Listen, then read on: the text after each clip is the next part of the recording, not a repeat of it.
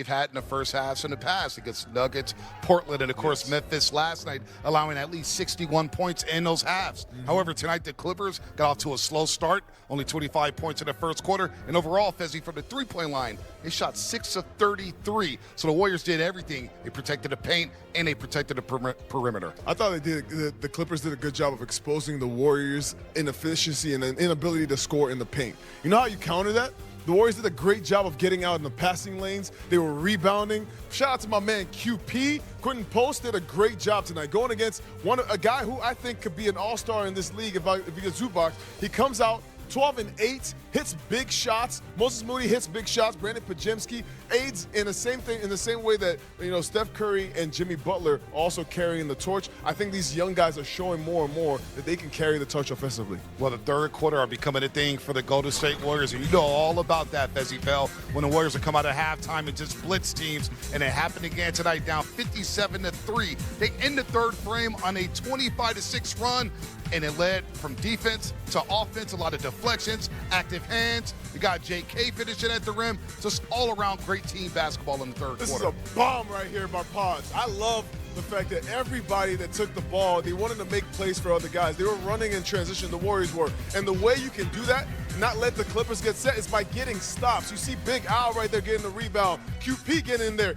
8 big rebounds for Quentin Post. I think this is the collective effort you can build on. And you see the point differential in 4 wins in that third quarter against the Lakers was a +10. Against the Nuggets, a +9. Tonight, a +18. They outscored the Clippers 32-14 in the third quarter as the Clips just shoot 39% from the floor, and they were 0 for 4 from the three-point line. Meanwhile, the Warriors, they shoot 54.5% in the third quarter. Fezzi? You know why that's so impressive, Vontae? Why is This that? is a back-to-back. The Warriors are playing on supposed tired legs. You saw the young guys come out there and really make an imprint in the game in the second half. Steph and Jimmy Butler were scoring. And this is a game where Jimmy didn't get a free throw. That's his strong point. So what I thought the Clippers were doing in the first half is they were James Harden was getting to the cup. He was getting fouled. And when you get fouled, you stop the play. Now the Warriors have to play against a set defense. You don't want that if you're the Warriors. You want pace, you want space, and the Clippers were doing a good job of slowing the game down. The Warriors did a great job playing without fouling in the second half. That's what happens. You play with defense. You mentioned James Harden. He scored 20 points at the break. He finished with 20 points. Let's go inside the Chase Center. Fitzibuki standing by with Quentin Post. So the man of the hour tonight was Quentin Post, who was +34 in your minutes. QP, tell us about the energy, the threes. You were the impetus to kind of this great defensive effort and played big all night. Yes, sir.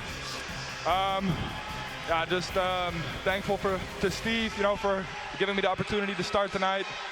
Kind of the first, what is this, game 4, game 5? The first few games I didn't really feel like I had an impact, so to be able to start and have an impact, yeah, feels great. And I thought it was really a defensive game. We held them to 79.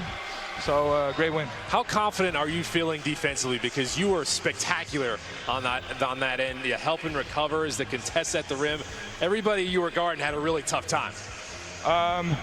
No, that's great for me. But I thought we played a good game tonight, and the legs felt pretty fresh for the second game for back-to-back. Quentin, what about Dub Nation, where they really appreciate the defense? It seems that they got really rolling last night tonight when you guys dug in defensively, and that fuels your offense. But I would imagine the emotion of the home crowd definitely helped out. No, 100%. I thought the crowd was great. Crowd was great yesterday. So, no, it makes it a lot easier when you get all these great fans behind you.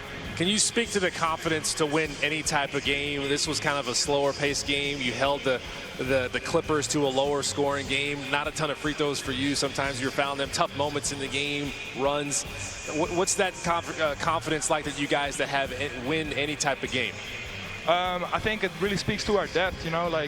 You see in each one of these wins, somebody else stepped up and played a big role, and I think it really shows that we do have strength in numbers, and every other night someone else is ready to step up.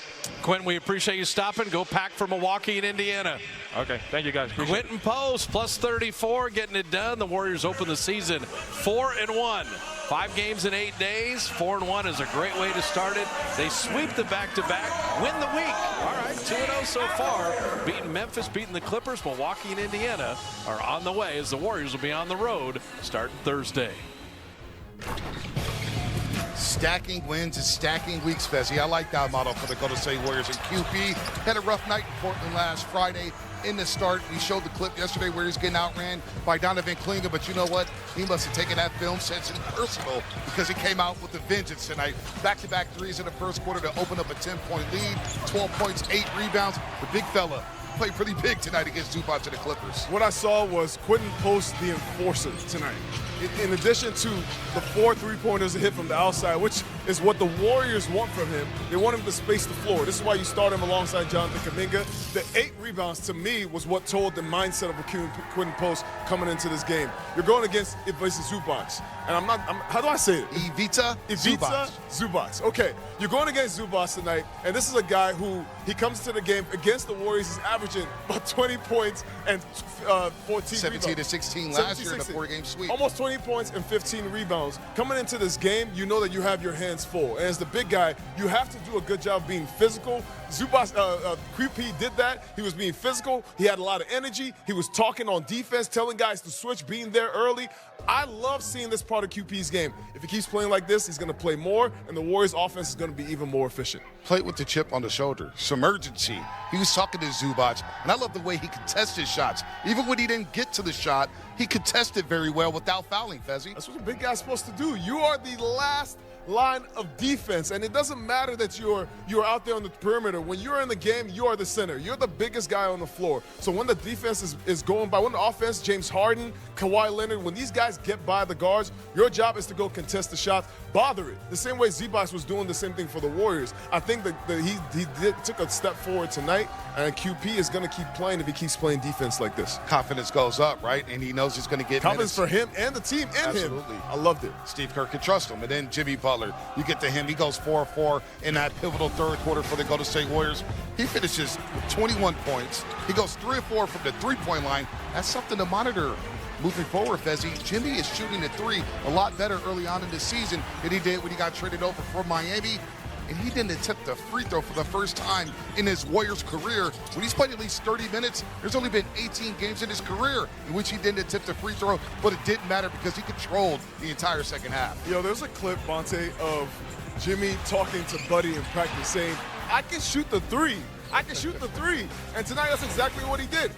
Jimmy is known for getting to the paint. He's known for getting to the free throw line. But tonight, he's going against a bigger Kawhi Leonard. That advantage is not there, the size advantage, but he has the shot advantage. He's able to space the floor. And tonight, that was beautiful. That was Jimmy, the playmaker and the three-point shooter. Congrats on 16,000 points for Jimmy buckets. It's a lot of buckets. It's a lot of buckets there, Fezzi fell, but defensively, again, tonight's theme, I think when you look at the offense, the Warriors didn't score 100 points. When they didn't score 100 points last year, their record was not good. But tonight they scored 98, and they hold the Clippers to 79. I thought defensively, the communication led by Jimmy Butler and Draymond Green was really good. We saw Jimmy hitting the passing lanes, contesting without fouling, and that led to some good offense. Yeah, the non-Steph minutes were very telling tonight because Jimmy and Draymond really anchored that lineup. It was Jimmy, Draymond, you had QP, you had, I think, Buddy one of the times, you said had JK another time.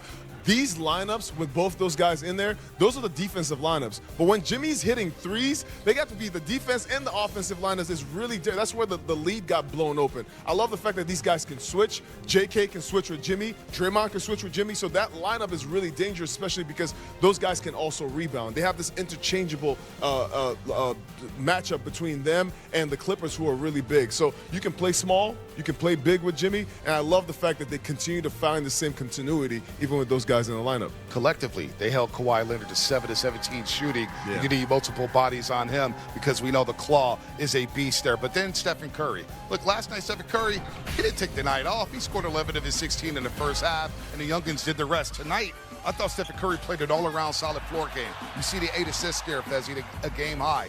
But I look at the 2 steals and the multiple deflections.